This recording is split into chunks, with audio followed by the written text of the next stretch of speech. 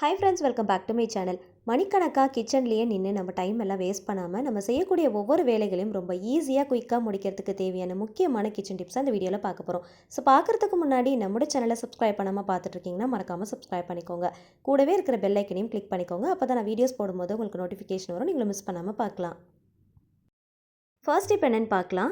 Silver டைப்பில் நம்ம tiffin பாக்ஸ்லாம் use பண்ணுறோம் அப்படின்னா கார்னரில் இந்த மாதிரி கிராக் விட்டா மாதிரி ஆகிடும். ஸோ அந்த மாதிரி ஆகிடுச்சு அப்படின்னா க்ளோஸ் பண்ணுறதோ இல்லை ஓப்பன் பண்ணுறதோ நமக்கு ரொம்ப கஷ்டமாக இருக்கும். ஸோ அந்த மாதிரி டைமில் இந்த ஒரு சின்ன டிப்பை ஃபாலோ பண்ணிக்கோங்க, ரொம்ப ஈஸியாக இருக்கும். லைட்டாக வந்து வேஸ்லின் எடுத்துருக்கிறேன். இந்த டிஃபன் பாக்ஸில் இந்த மாதிரி கார்னரில் ஃபுல்லாக இந்த மாதிரி எல்லா சைடுமே அவுட் சைடில் ஃபுல்லாக அப்ளை பண்ணிக்கோங்க. அதே மாதிரி மூடியிலையும் ஃபுல்லாக இந்த மாதிரி அப்ளை பண்ணிக்கோங்க. அப்ளை பண்ணிவிட்டு நான் மூடுற மாதிரியே இந்த மாதிரி வச்சு மூடினீங்க அப்படின்னா ரொம்ப ஈஸியாக இருக்கும். ஃபஸ்ட்டு இந்த கார்னரில் நல்லா டைட்டாக வச்சுட்டு அந்த சைடில் வச்சு லைட்டாக நம்ம ப்ரெஸ் பண்ணாலே போதும், அழகாக மூடிடலாம். அடுத்த டிப் என்னென்னு பார்க்கலாம். வெஜிடபிள் கட்டர்லாம் நம்ம யூஸ் பண்ணி வெஜிடபிள்ஸ்லாம் நம்ம கட் பண்ணிட்டு இருக்கும்போது இந்த சைடு அந்த சைடுன்னு மூவ் ஆகிட்டே இருக்கும். ஸோ ஒரே இடத்துல ஸ்டேபிளாக நிற்காது. ஸோ அதுக்கு இந்த ஒரு சின்ன டிப்பை ஃபாலோ பண்ணிக்கோங்க, ரொம்பவே யூஸ்ஃபுல்லாக இருக்கும். 2 ரப்பர் பேண்ட் தான் எடுத்துருக்கிறேன். ஸ்வீட் பாக்ஸ்லாம் நம்ம போடுவோம் இல்லையா, ஸோ அந்த மாதிரி ரப்பர் பேண்டை 2 கார்னர்லேயும் இதே மாதிரி போட்டு விட்டுக்கோங்க. இந்த மாதிரி போட்டுட்டு நம்ம வச்சு கட் பண்ணோம் அப்படின்னா எந்த சைடும் மூவ் ஆகாது, கிரிப்பாக ஒரே இடத்துல நல்லா ஸ்டேபிளாக நிற்கும். ஸோ கண்டிப்பாக ட்ரை பண்ணி பாருங்கள், ரொம்பவே யூஸ்ஃபுல்லாக இருக்கும். அடுத்த டிப் என்னென்னு பார்க்கலாம். ஜுவல்ஸ்லாம் ஏதாவது வாங்குகிறோம் அப்படின்னா ஹேண்ட்பேக், பர்ஸ்லாம் கொடுப்பாங்க. அதில் வந்து நேம் வந்து மென்ஷன் பண்ணியிருப்பாங்க. அது பார்க்க அழகாக இருக்கும், ஆனால் அந்த நேம் இருக்கிறதுனால நமக்கு யூஸ் பண்ணுறது யோசனையாக இருக்கும்.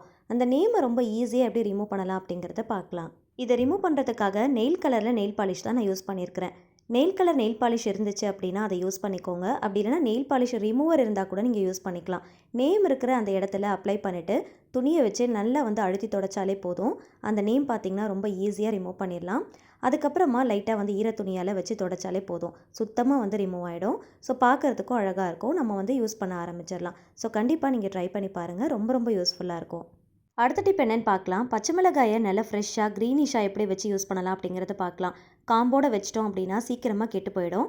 ஏன்னா அந்த காம்பில் தான் வந்து ஃபங்கஸ் வந்து ஃபார்ம் ஆக ஆரம்பிக்கும். அப்படியே டே பை டே நம்ம யூஸ் பண்ண ஒரு மாதிரி சுருங்கி போன மாதிரி ஆகும், அழுகி போகும், கலர் சேஞ்ச் ஆகும், இந்த மாதிரி ஆகிடும். ஸோ அந்த மாதிரி ஆகாமல் இருக்கிறதுக்கு அந்த காம்பு பகுதியை ஃபுல்லாகவே ரிமூவ் பண்ணி எடுத்துடணும். அந்த கொண்டை பகுதின்னு சொல்லுவாங்க, அதோடு அப்படியே வச்சு நல்லா அழுத்தி நம்ம ரிமூவ் பண்ணோம் அப்படின்னா ரொம்ப ஈஸியாக எடுத்துடலாம்.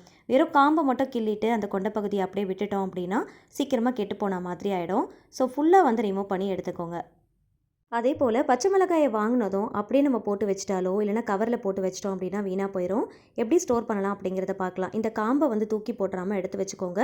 இதை வேறு ஒரு விஷயத்துக்காக நம்ம யூஸ் பண்ணலாம். அடுத்த வீடியோவில் நான் ஷேர் பண்ணுறேன். ஜூஸ் வாங்கின பாட்டில்ஸ்லாம் இருந்துச்சு அப்படின்னா அதை நல்லா சுத்தமாக வாஷ் பண்ணிவிட்டு கொஞ்சம் கூட ஈரம் இல்லாத அளவுக்கு நம்ம தொடச்சி எடுத்துக்கலாம். அப்படி இந்த மாதிரி ஜூஸ் பாட்டில்ஸ் இல்லை அப்படின்னா ஏதாவது கிளாஸ் பாட்டில்ஸ் இருந்தால் கூட நீங்கள் எடுத்துக்கலாம். அதில் இந்த மாதிரி பச்சை மிளகாயை போட்டு வச்சிட்டிங்க அப்படின்னா பார்க்குறதுக்கும் அழகாக இருக்கும். ஃப்ரிட்ஜில் வந்து இடத்த ரொம்ப டம்ப் பண்ணாமல் ஆர்கனைஸ் பண்ணுறதுக்கு அழகாக இருக்கும். வைக்கிறதுக்கும் ஈஸியாக இருக்கும், எடுக்கிறதுக்கும் ரொம்ப ஈஸியாக இருக்கும். நல்லா ஃப்ரெஷ்ஷாக இருக்கும், கெட்டு போகாமல். நம்ம வைக்கும் போது எப்படி க்ரீனிஷாக இருக்கும் அதே மாதிரி தான் இருக்கும். ஸோ கண்டிப்பாக இந்த மாதிரி ட்ரை பண்ணி பாருங்கள், ரொம்ப ரொம்ப யூஸ்ஃபுல்லாக இருக்கும். காம்பெல்லாம் கிள்ளி நல்லா சுத்தம் பண்ணதுக்கப்புறமா தண்ணியில் நல்லா வாஷ் பண்ணிக்கோங்க. ஒரு 2 டைம்ஸ் கிட்ட நல்லா வாஷ் பண்ணிவிட்டு கொஞ்சம் கூட ஈரம் இல்லாத அளவுக்கு நல்லா தொடச்சிட்டு ஃபேன் காற்றுல நல்லா ஆற வச்சுட்டு அதுக்கப்புறமா பாட்டிலில் போட்டு ஸ்டோர் பண்ணி வச்சுக்கோங்க. நம்ம சமைக்கும் போது நம்ம டேரெக்டாக அப்படியே எடுத்து யூஸ் பண்ணிக்கலாம். அப்போ நம்ம வாஷ் பண்ணணும் அப்படிங்கிற அந்த வேலையும் நமக்கு இருக்காது. ஸோ இப்போ பாருங்கள், பார்க்குறதுக்கும் ரொம்ப அழகாக இருக்குது. ஃப்ரிட்ஜில் வந்து ஆர்கனைஸ் பண்ணும்போது ரொம்ப வந்து இடத்த போட்டு டம்ப் பண்ணாமல் அழகாக நம்ம அடுக்கி வச்சுக்கலாம். ட்ராவல் டைமில் நம்ம குக் பண்ணுறதுக்கு ஏதாவது மெட்டீரியல்ஸ் எல்லாம் இந்த மாதிரி எடுத்துகிட்டு போகிறோம் அப்படின்னா இந்த மாதிரி கூட நம்ம ஸ்டோர் பண்ணி எடுத்துகிட்டு போகலாம். ஹேண்ட்பேக்கில் வைக்கிறதுக்கும் நமக்கு ரொம்பவே ஈஸியாக இருக்கும், ரொம்ப ஹேண்டியாக இருக்கும். ஸோ கண்டிப்பாக ட்ரை பண்ணி பாருங்கள். அடுத்த டிப் என்னென்னு பார்க்கலாம். லெமனை வந்து நம்ம ஃப்ரிட்ஜில் ஸ்டோர் பண்ணி வச்சுருப்போம். சம்டைம்ஸ் வந்து ஃப்ரிட்ஜில் இருந்து எடுத்ததுக்கப்புறம் பார்த்திங்கன்னா ரொம்ப கிரிப்பாக இருக்கிற மாதிரி இருக்கும். நமக்கு கட் பண்ணுறதும் ரொம்ப கஷ்டமாக இருக்கும், பிழிஞ்சு எடுக்கிறதும் ரொம்ப கஷ்டமாக இருக்கும். அதுக்கு இந்த ஒரு சின்ன டிப்பை ஃபாலோ பண்ணிக்கோங்க, ரொம்ப ரொம்ப ஈஸியாக இருக்கும். ஒரு பாத்திரத்தில் ஹாட் வாட்டர் எடுத்துக்கோங்க. லெமன் மூழ்கிற அளவுக்கு இருந்தால் போதும். 5 நிமிஷத்துக்கு இந்த மாதிரி லெமனை உள்ளே போட்டுட்டு நல்லா எல்லா பக்கமும் நல்லா திருப்பி திருப்பி விடுங்க. இந்த மாதிரி பண்ணும்போது லைட்டாக வந்து கலர் சேஞ்ச் ஆன மாதிரி இருக்கும். எடுத்து பார்த்தீங்க அப்படின்னா ரொம்ப சாஃப்டாயிரும். கட் பண்ணுறதும் ஈஸியாக இருக்கும், பிழியும் போதும் ரொம்ப ஈஸியாக இருக்கும். சாரம் அதிகமான அளவில் கிடைக்கும். ஸோ கண்டிப்பாக ட்ரை பண்ணி பாருங்கள். அடுத்த டிப் என்னென்னு பார்க்கலாம். லெமன் யூஸ் பண்ணதுக்கப்புறமா மிச்சம் இருக்கிறத எப்படி வச்சு ஸ்டோர் பண்ணலாம் அப்படிங்கிறத பார்க்கலாம். இந்த மாதிரி நல்ல குறுகின கிளாஸாக பார்த்து எடுத்துக்கோங்க. அதாவது அடிப்பக்கம் வந்து குறுகின டைப்பில் இருக்கணும், மேல் பக்கம் வந்து கொஞ்சம் நல்ல அகலமாக இருக்கிற மாதிரி இருக்கணும். ஸோ இப்போ வந்து லெமனை வந்து இந்த மாதிரி பின்பக்கமாக திருப்பி உள்ளே போட்டுட்டோம் அப்படின்னா நல்லா வந்து கிரிப்பாக நினைக்கும். இப்போ இந்த மாதிரி ஒரு டிஷ்யூ பேப்பரோ இல்லை வந்து மூடியோ போட்டுட்டு நல்லா வந்து ஃப்ரிட்ஜில் வச்சு நம்ம ஸ்டோர் பண்ணிட்டோம் அப்படின்னா 2 to 3 days வரைக்கும் நல்லா ஃப்ரெஷ்ஷாக இருக்கும், கெட்டு போகாது. ஸோ கண்டிப்பாக ட்ரை பண்ணி பாருங்கள். அடுத்த டிப் என்னன்னு பார்க்கலாம். இதுக்காக காராமணி பயிறு தான் எடுத்திருக்கிறேன். அதாவது தட்டைப்பயிறு, காராமணி பயிறு எப்படி வேணாலும் சொல்லுவாங்க. 2 வகையான பயிரை வந்து நான் மிக்ஸ் பண்ணி எடுத்திருக்கிறேன். 2 வகையான தட்டைப்பயிரை மிக்ஸ் பண்ணி எடுத்திருக்கிறேன். ஒயிட் அண்ட் ப்ரௌன் ஈக்குவலான ரேஷியோவில் நீங்கள் சேர்த்து செஞ்சு பாருங்கள், ரொம்ப நல்லாயிருக்கும். இப்போ இதை வச்சு என்ன டிப்புன்றதை பார்க்கலாம். இந்த டிப்புக்கு ஒரு ஹாட் பாக்ஸ் தான் நான் எடுத்திருக்கிறேன். என்கிட்ட பெரிய ஹாட் பாக்ஸாக இருந்ததுனால நான் பெருசாக எடுத்திருக்கிறேன். சின்னது இருந்துச்சு அப்படின்னா நீங்கள் அதை கூட எடுத்துக்கலாம். இப்போ நான் மிக்ஸ் பண்ணி வச்சுருக்கிற பயிரை இதில் சேர்த்துருக்கிறேன். இதில் ஒரு 1/4 டீஸ்பூன் அளவுக்கு கல் உப்பு சேர்த்துருக்கிறேன். கல் உப்பு இல்லை அப்படின்னா நீங்கள் சால்ட்டு கூட சேர்த்துக்கலாம். இந்த பயிறு மூழ்கிற அளவுக்கு நல்லா வந்து கொதிக்கிற தண்ணியாக பார்த்து ஊற்றிக்கோங்க. பயிறு மூழ்கிற அளவுக்கு ஊற்றினா போதும். ஊற்றிட்டு உடனே டக்குன்னு ஹாட் பாக்ஸை மூடிடணும். நல்ல கொதிக்கிற தண்ணியாக பார்த்து ஊற்றிக்கோங்க. உள்ளே இருக்கிற ஹீட் வெளியில் போகாத அளவுக்கு நல்ல டைட்டாக லாக் பண்ணி வச்சுக்கோங்க. நார்மலாகவே இந்த மாதிரி பயிறு வகைகளை 8 மணி நேரம் ஊற வச்சுட்டு அதுக்கப்புறம் தான் நம்ம சமைப்போம். எந்த ஒரு ரெசிபியுமே நம்மளால் செய்ய முடியும். சப்போஸ் நம்ம ஊற வைக்கிறதுக்கு மறந்துட்டோம் அப்படின்னா கவலையே பட தேவையில்ல. இந்த மாதிரி ஹாட் பாக்ஸ் யூஸ் பண்ணி ஊற வச்சுக்கோங்க. 1 மணி நேரம் கழித்து ஓப்பன் பண்ணி பார்த்தீங்கன்னா பயிறு நல்லா ஊறி இருக்கும்.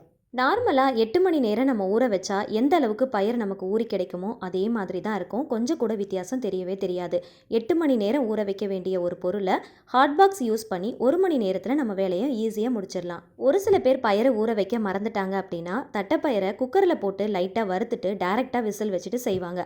அந்த மாதிரி செஞ்சோம் அப்படின்னா பயிரில் நமக்கு ஒரு சின்ன டிஃப்ரென்ஸ் தெரியும். ஊற வச்சு செய்கிற அளவுக்கு அந்த டேஸ்ட்டோ இல்லை அந்த உபரித்தன்மையோ நமக்கு கிடைக்காது. அதுக்கு பதிலாக இந்த ஒரு 1 மணி நேரத்துக்கு இந்த மாதிரி ஹாட் பாக்ஸ் யூஸ் பண்ணி ஊற வச்சுட்டு அதுக்கப்புறம் நீங்கள் செஞ்சு பாருங்கள். எந்த விதமான டிஃப்ரென்ஸும் நமக்கு தெரியவே தெரியாது. ஊற வைக்கும் போது மறக்காமல் கொஞ்சமாக உப்பு சேர்த்து ஊற வைங்க. சீக்கிரமாக பயிறு ஊறிடும். அதே மாதிரி அந்த டேஸ்ட்டும் பார்த்தீங்கன்னா உள்ளே நல்லா இறங்கி கிடைக்கும். இது இந்த பயிருக்கு மட்டும் இல்லைங்க, மூக்கடலை இந்த மாதிரி எந்த பயிரை நீங்கள் ஊற வைக்கணும்னாலும் இந்த ஒரு சின்ன டிப்பை நீங்கள் ஃபாலோ பண்ணிக்கோங்க. ரொம்ப ஈஸியாக முடிஞ்சிடும். அடுத்த டிப் என்னன்னு பார்க்கலாம். இதுக்காக ஸ்வீட் பாக்ஸில் போடக்கூடிய ரப்பர் பேண்ட் தான் எடுத்துருக்கிறேன். இந்த மாதிரி ரப்பர் பேண்ட்லாம் எடுத்து நம்ம ஸ்டோர் பண்ணி வச்சுருப்போம் இல்லையா, இதை நம்ம நிறைய விஷயத்துக்காக யூஸ் பண்ணுவோம். இதை சப்போஸ் நம்ம ஓப்பன் பண்ணாமல் அப்படியே வச்சிட்டோம் அப்படின்னா ரொம்ப நாள் கழித்து ஓப்பன் பண்ணும்போது ஒன்றோடு ஒன்று ஒட்டி ஒரு மாதிரி பிசுபிசுப்பு தன்மையோடு இருக்கும். அந்த மாதிரி ஆகாமல் இருக்கிறதுக்கு இந்த மாதிரி ரப்பர் பேண்ட்லாம் போட்டு ஸ்டோர் பண்ணுற அந்த பாக்ஸில் கொஞ்சமாக டால்கம் பவுடர் போட்டுட்டு நல்லா ஷேக் பண்ணிவிட்டு நீங்கள் மூடி போட்டு வச்சிட்டிங்க அப்படின்னா எவ்வளோ மாதம் கழித்து ஓப்பன் பண்ணாலும் அந்த பிசுபிசுப்பு தன்மை இருக்காது, ஒன்றோடு ஒன்று ஒட்டவும் செய்யாது. ஸ்வீட் பாக்ஸில் கிடைக்கக்கூடிய இந்த ரப்பர் பேண்ட்லாம் எடுத்து தூக்கி போட்டுறாமல் ஒரு பாக்ஸில் ஸ்டோர் பண்ணி வச்சுக்கோங்க. நமக்கு அடிக்கடி தேவைப்படும். ஸோ அது என்ன அப்படிங்கிறத கண்டிப்பாக டீட்டெயில்டாக ஒரு வீடியோவில் ஷேர் பண்ணுறேன்.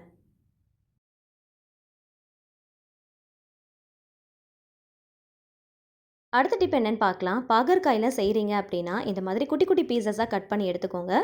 இப்போ கட் பண்ணதை ஒரு டைம் நல்லா வாஷ் பண்ணிவிட்டு அதுக்கப்புறம் நல்ல தண்ணி ஊற்றிக்கோங்க.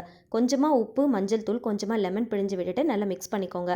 இதை ஸ்டவ்வில் வச்சு நல்லா பாயில் பண்ணி எடுத்துக்கலாம்.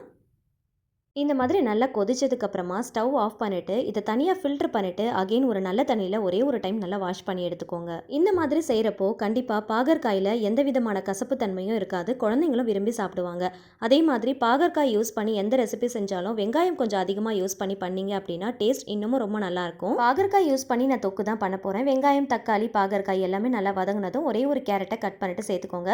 கேரட்டில் நார்மலாகவே ஒரு இனிப்பு சுவை இருக்கும் இல்லையா, ஸோ அந்த இனிப்பு சுவை பார்த்திங்கன்னா இந்த பாகற்காயில் இருக்கிற அந்த கசப்பு தன்மைக்கு நல்லா பேலன்ஸ் பண்ணிடும். ஸோ டேஸ்ட்டும் கொஞ்சம் டிஃப்ரெண்ட்டாக இருக்கும். குழந்தைங்களும் நல்லா விரும்பி சாப்பிடுவாங்க. ஸோ கண்டிப்பாக பாகற்காய் தொக்கு செய்யும் போது ஒரே ஒரு கேரட் சேர்த்து செஞ்சு பாருங்கள். டேஸ்ட் கொஞ்சம் டிஃப்ரெண்ட்டாக இருக்கும். அந்த கசப்பு தன்மையும் சுத்தமாக தெரியாது. உங்கள் வீட்டில் இருக்கிற குழந்தைங்க பாகற்காய் சாப்பிட மாட்டாங்க அப்படின்னா பாகற்காயை கொஞ்சமாகவும் கேரட்டை கொஞ்சம் அதிகமாகவும் சேர்த்து செஞ்சு கொடுத்து பாருங்கள். கண்டிப்பாக விரும்பி சாப்பிடுவாங்க. இப்போ தேவையான மசாலா பொருட்கள் சேர்த்து மசாலா வாசனை போகிற அளவுக்கு நல்லா வதக்கிக்கோங்க. பாகற்காயில் இருக்கிற அந்த கசப்பு தன்மையை எடுக்கிறதுக்காக ஆல்ரெடி பாயில் பண்ணி ஃபில்டர் பண்ணிட்டு தான் நம்ம செய்கிறோம். ஸோ அதனால் பாகற்காய் ஆல்ரெடி வந்து ஹாஃப் குக் ஆகிருக்கும். ஸோ அதனால் கொஞ்சமாக தண்ணி சேர்த்து மூடி போட்டு ஒரு 10 நிமிஷத்துக்கு சிம் ஃப்ளேமில் வச்சு நீங்கள் வேக வச்சாலே போதும். தண்ணி எல்லாமே நல்லா ட்ரை ஆனதுக்கப்புறமா ஸ்டவ் ஆஃப் பண்ணிவிட்டு சர்வ் பண்ணிக்கோங்க. தேவைப்பட்டால் கொஞ்சம் வெல்லம் கூட நீங்கள் சேர்த்துக்கலாம். நான் இதில் வெல்லம்லாம் எதுவுமே சேர்க்கல, பெரிய கேரட்டாக கட் பண்ணிவிட்டு சேர்த்துருக்கிறேன். இதில் இருக்கிற அந்த இனிப்பு டேஸ்ட்டே எனக்கு நல்லா வந்து பேலன்ஸ் பண்ணி கொடுக்கும். ஸோ தேவைப்பட்டுச்சுன்னா கொஞ்சமாக வெல்லம் சேர்த்துக்கோங்க.